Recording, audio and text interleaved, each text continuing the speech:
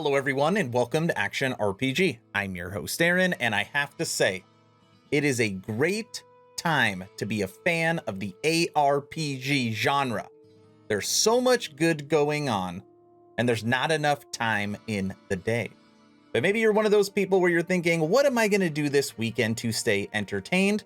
Don't worry, this video is going to solve that problem because I have 5 different options for you, a menu as some would put it, for things you can do.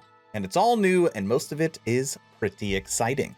Now, before we get to that, I've been saying at the beginning of all my videos, I'm hoping today is the day. During the season of giving, during the holidays, only if I've deserved it, only if I've earned it, you make the decision to push that little red button. You make the decision to subscribe to Action RPG. I truly appreciate it. It helps push the channel forward. You'll always get notified for the most part when I drop a video, which is every single day, but again, only if I deserve it. All right, as always, I will share my thoughts. Please feel free to share yours in the comment section below. Here we go. Should have mentioned this in the intro. These are in order based upon when they drop, not based upon what I think is the best, okay? If you follow this channel, you already know what I think is the best. Our first menu item takes us to the world of Final Fantasy XIV and their highly anticipated expansion, Endwalker. This is out right now. It dropped December 7th. Early access was on December 3rd. And you can tell that people have been waiting this for a long time because just like every other game studio, they didn't anticipate how many players were going to hit the servers. And of course, there was long queues and server issues. And they are already addressing that and working through it. As you can see right here, Warrior of Light. Bear forth our hope that these days not be the last. Enjoy the trailer for the highly anticipated Final Fantasy XIV expansion, Endwalker.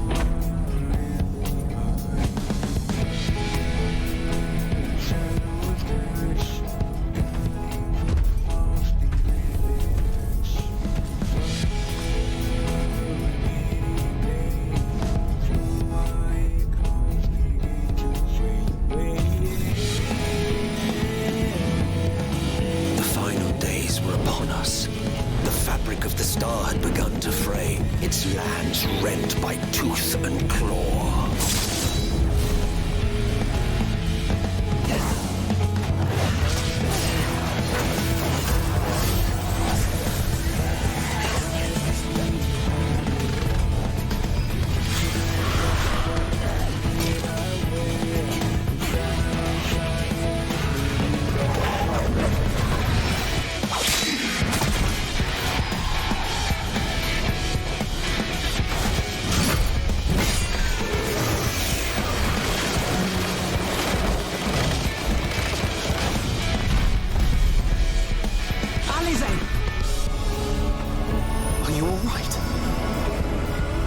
Look after myself, you know. And I've had enough of this rabble. Come on!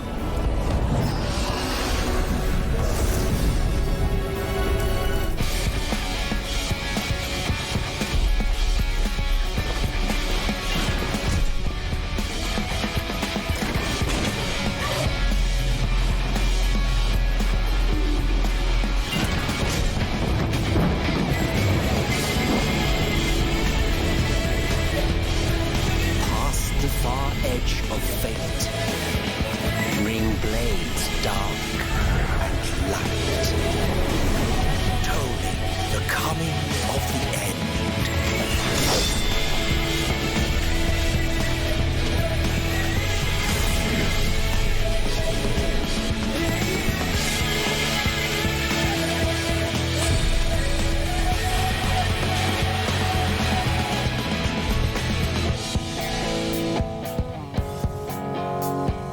menu item number 2. And I think a lot of people are going to be surprised about this one because there is almost no information on it on the internet, which is very surprising. Warhammer 40k Inquisitor Martyr Season of the Empyrean Echoes. Yes, Season 4 for Inquisitor is coming out December 8th. Endwalker on the 7th, Inquisitor new season on the 8th. Listen to this. We are happy to announce the Inquisitor's 4th season will arrive on PC on December 8th. The Season of the Empyrean Echo is here. Deadly enemies of the past eras have been resurrected by the warp and vomited back into real space, bringing a new reign of terror and havoc to the Imperium. Hunt down these revenants and Empyrean elites with extreme prejudice and send them back to the Sea of Souls where they belong. Then embark on a crusade in the void and reap your well-deserved rewards. The theme of the newest season revolves around the flow of time. Players can encounter various enemies that lived and fought in the past but returned by the warp as echoes. Some of these may even be enemies that players themselves previously killed. Very interesting. New buffs and spells, challenging quests, and exciting rewards await you once again. Fight your way up the ladder, collect your rewards, and etch your name into the walls of Season 4's Hall of Heroes. The Emperor protects. Do I have a video for you? No, that's the info. Moving over to the most popular ARPG out right now, and of course that takes us to Path of Exile and their December events. Check this out. Path of Exile keeps players busy with 6 Ray class spanning events. And what do we have on December 10th? Everyone's favorite Zizarin's Gauntlet event, which runs for 10 days. Zizarin's Gauntlet event, December 10th through the 20th. Community streamer Zizarin is hosting his Gauntlet event once more. In this event, monsters are much stronger than normal and players will compete by slaying bosses and meeting objectives to earn points. This grueling mode is a challenge for even the most adept Path of Exile players. Enjoy the video for PoE December events.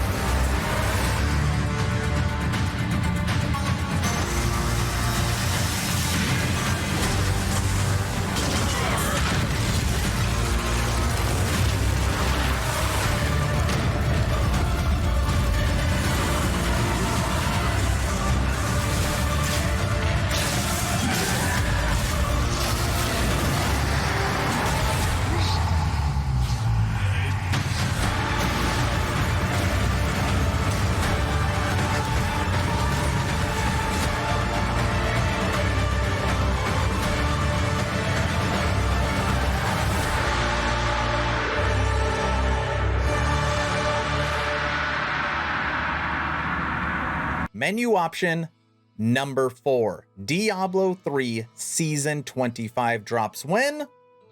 December 10th. Everything's on December 10th. All right, listen to this. No, a lot of people are probably like, D3, nobody plays that. Not true. Lots of people still play D3. The new season theme, here we go. Though the Black Soulstone has been destroyed, lingering fragments of the Lords of Hell once contained therein still persist in Sanctuary.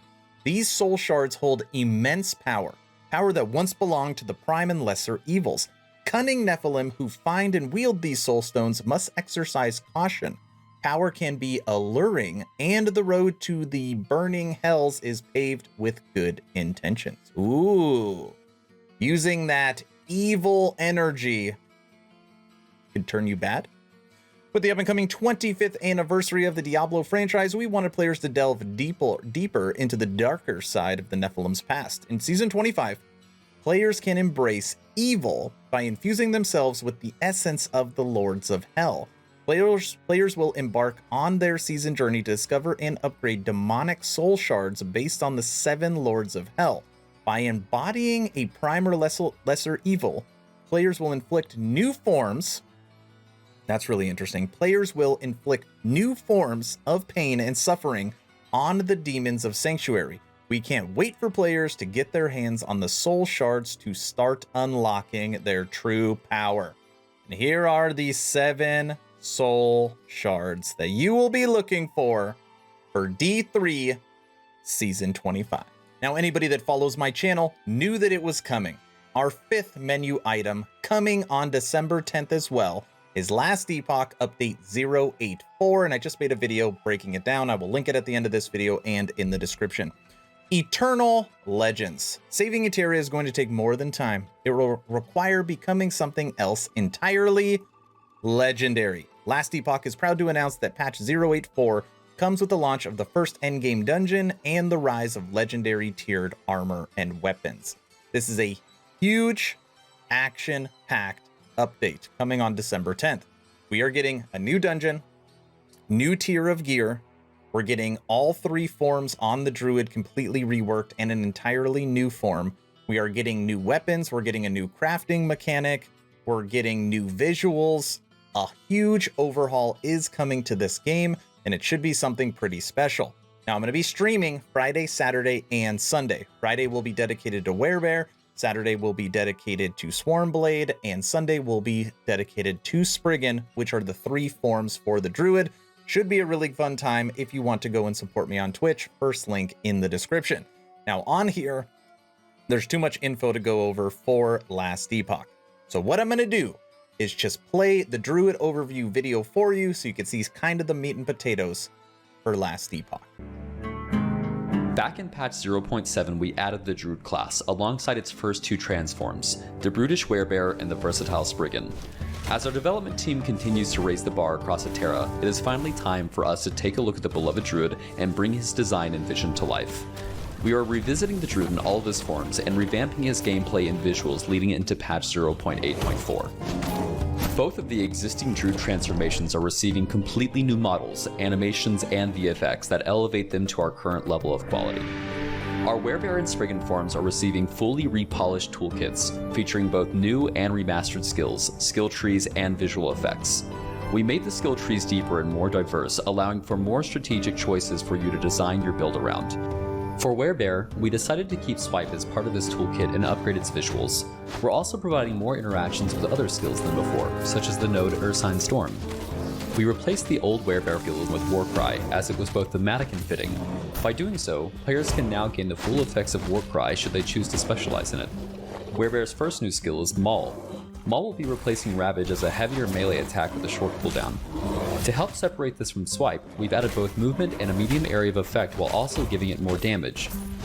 The second new and last skill for Werebear is Rampage. With Rampage, you quickly move across the battlefield while damaging all enemies along the way. Should you choose, you can even automatically cast Storm Lightning while rampaging. For Spriggan form, Healing Totem and Summon Vines are both staying functionally the same. They are receiving complete visual overhauls while also introducing new nodes such as Grapevine, which has significantly more health, size, and damage, and Wrath of the Glade for Healing Totem, which gives you a chance to cast Spirit Thorns from each of your healing totems when you directly cast Spirit Thorns.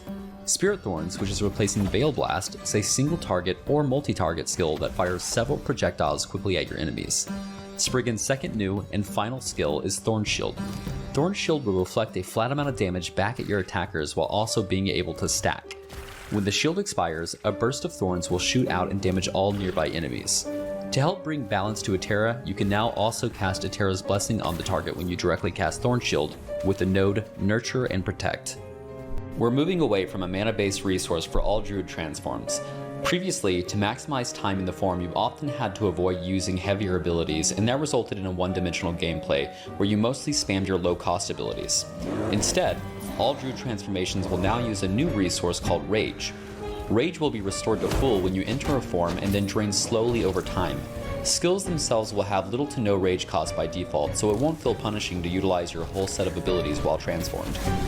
There will be many ways to recover rage, so you have a lot of build options if you want to stay in one form for a long duration. Reaching the point where you can stay in a form indefinitely should be much easier than before, and there will be many more ways to achieve it. 0.8.4 adds the third and final Druid transformation skill, Swarmblade form. In Swarmblade form, you can fly around, cut down enemies, spawn locusts, and gather them in a swarm around you. Its abilities are focused around mobility, melee, damage over time, and minions. Swarmblade has two distinct fantasies that we want to hit, one being a fast slashing bug and the other being the Hive Father. With only 4 skills on the bar, we were aware that in order to really hit both of these, we would need to have these themes overlap on some skills. Also, having a contained kit like this on a character gave us the ability to create some really exciting ability interactions, since we know every Swarmblade player would be using the same base abilities. Swarmblade's first skill, Armblade Slash, is a fast melee slash attack. It will be your most reliable attack in Swarmblade form with no cooldown and no rage cost. We've designed the Swarmblade heavily around rapid melee slashing, and while Armblade Slash will be deadly, it will not be the only melee attack in your arsenal. Swarmblade's third skill is Summon Hive. Summon Hive hits on a very key theme in Last Epoch. When using the ability, he throws down a hive and summons some feisty wasps to fight next to him. This hits the summoner theme that the druid should have and puts the Swarmblade as a Hive Father, or King Bee of sorts. And of course, the wasps do scale with minion damage. Since the hives are going to summon locusts, we designed another skill that would interact with them to help promote chained ability gameplay. That's where Swarmblade's fourth and final skill comes in, Swarm Strike. Swarm Strike is a 360-degree heavy spin attack that also rallies your summoned wasps around you.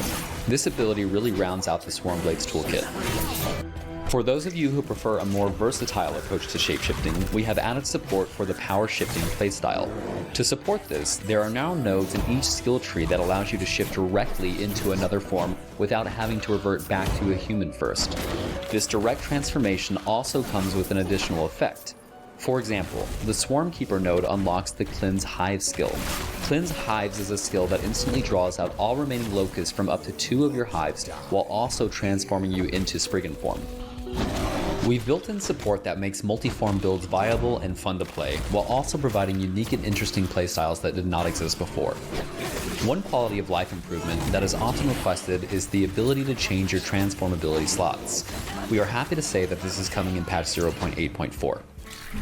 Transformations are not the only changes to Druid this patch. Entangling Roots is being reworked with new base functionality, new VFX, and a completely new skill tree. This will be moved to the locked section of the Druid Mastery to serve a role as a major draw toward human form or hybrid form Druid builds. It will be possible to proc it while transformed, but not as frequently as you would be able to directly cast it while in human form. Meanwhile, Summon Spriggan is receiving a new model, new animations, and new effects to match the quality and style of Spriggan form. If you would like to learn more details about these, make sure to check out our blog post in the descriptions below. We are looking forward to getting this into your hands before the end of the year, and we'll see you all in Atera.